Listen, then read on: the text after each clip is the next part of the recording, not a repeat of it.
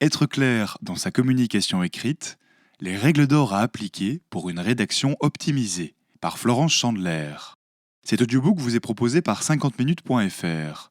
Retrouvez l'ensemble de notre catalogue en ligne sur www.50minutes.fr.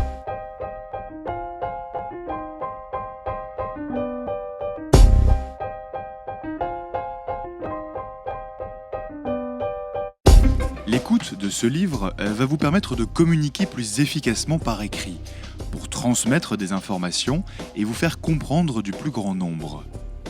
Vous allez apprendre à lutter contre l'angoisse de la page blanche, à définir l'objectif de votre texte et mettre en évidence ses idées clés. Vous allez également apprendre à manier des outils concrets pour structurer vos textes et transmettre vos idées. Car certes, pour citer l'écrivain Nicolas Boileau, ce qui se conçoit bien s'énonce clairement, et les mots pour le dire arrivent aisément. Mais rédiger un rapport ou un email, cela reste un exercice rigoureux, qui demande concentration et entraînement. B.A.-ba du rédacteur inspiré, écrire pour communiquer. Le linguiste russe du XXe siècle, Roman Jakobson, a établi un schéma qui reprend les éléments constitutifs de tout acte de communication. Le message est l'objet de la communication.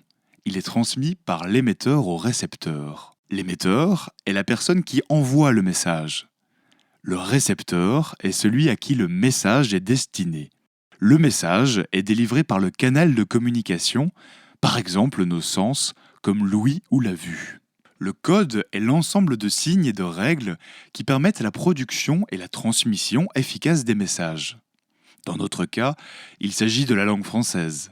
Parmi les autres types de codes, on trouve par exemple le code de la route ou le langage des signes. Pour se comprendre, l'émetteur et le récepteur doivent donc partager un code commun. Le référent est le contexte dans lequel le message est émis. C'est la face tangible de la communication. Il est constitué par les objets réels, la situation, les personnes, etc.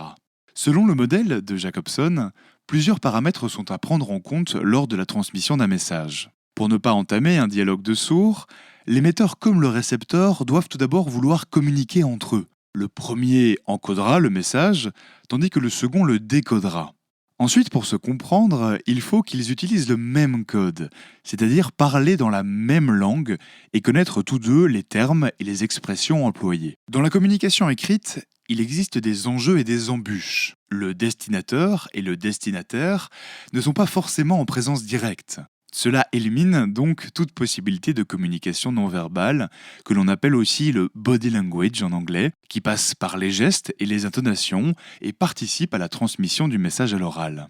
Le récepteur d'un message écrit ne percevra pas instantanément les marques humoristiques ou le caractère ironique d'un propos. Les mots, les seuls porteurs du message, prennent donc une importance considérable. Ils doivent être assez précis pour pouvoir communiquer un message qui se suffit à lui-même. L'écrit oblige l'émetteur à être clair et direct dans sa communication et ne lui donne pas le droit à l'erreur. Dans une communication écrite, il faut s'adapter au lecteur. Nous avons vu que pour communiquer, il faut partager un même code et parler une même langue, au sens propre comme au sens figuré. Par exemple, le langage du médecin n'est pas le même que celui de son malade. C'est la raison pour laquelle il vulgarise ses propos. Le milieu social, la culture, les études et notre vie professionnelle déterminent notre façon de nous exprimer et notre vocabulaire. Pour échanger efficacement, nous devons avant tout nous assurer d'être compris. Ce conseil est valable pour tous les documents professionnels, qu'il s'agisse d'un email, d'une synthèse, d'un prospectus ou d'un compte-rendu de réunion. Glissez-vous systématiquement dans la peau de votre destinataire avant de commencer à rédiger. Si vous vous adressez à quelqu'un qui n'a pas les mêmes connaissances techniques que vous, adaptez votre vocabulaire.